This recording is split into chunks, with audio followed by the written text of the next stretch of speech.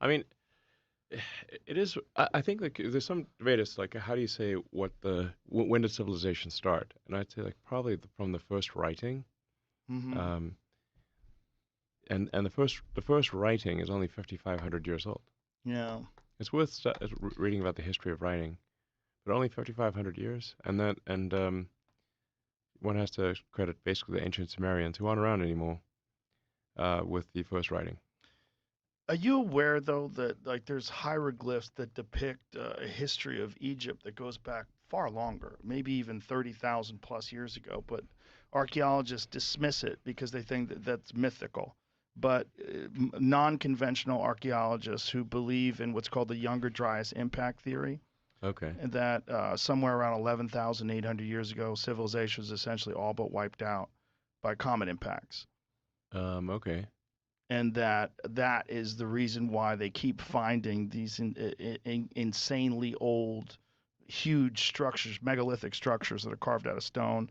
Like when you Okay. go to back to like Gobekli Tepe, which is 11,600 years ago, Okay. that's an insanely old structure that they didn't even know people were capable of building until they discovered it in the 1990s. So the conventional timeline of people when you go to 11,600 years ago was just hunter gatherers.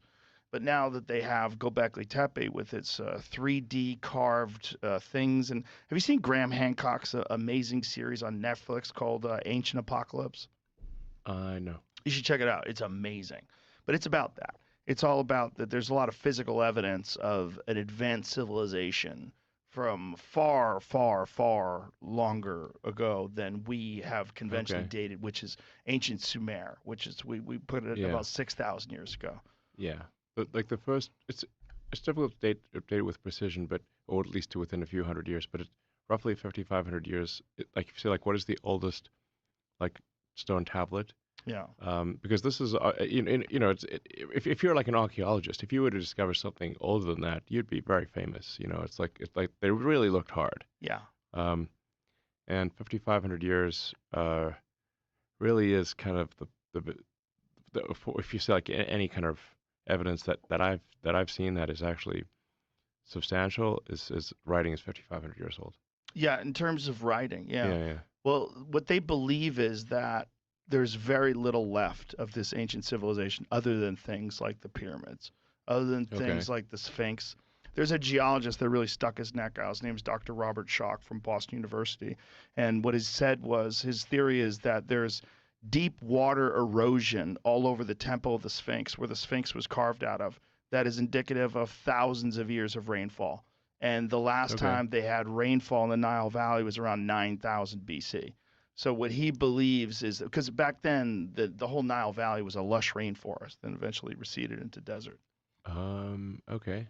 Yeah, so the entire that whole area, like even the Sahara, used to be rich rainforest, and it receded into what it is now. But if you go back then, he believes that's when that thing was constructed, and he says the Yeah. physical the geologists look at it, and Yeah. if he shows it to them in terms of like just shows an image of the erosion and doesn't tell them where it is, they'll almost all of them will say that's water erosion from Well, thousands of years of rainfall. I think even if you say like okay, even if you know even if you say like okay, civilization is like 9,000 years old, it's still nothing. It's Nothing. Yeah. nothing.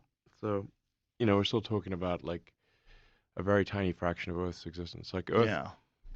the geological evidence suggests Earth is about 4.5 billion years old. Um, so human civilization has been around for roughly 1 millionth of Earth's existence.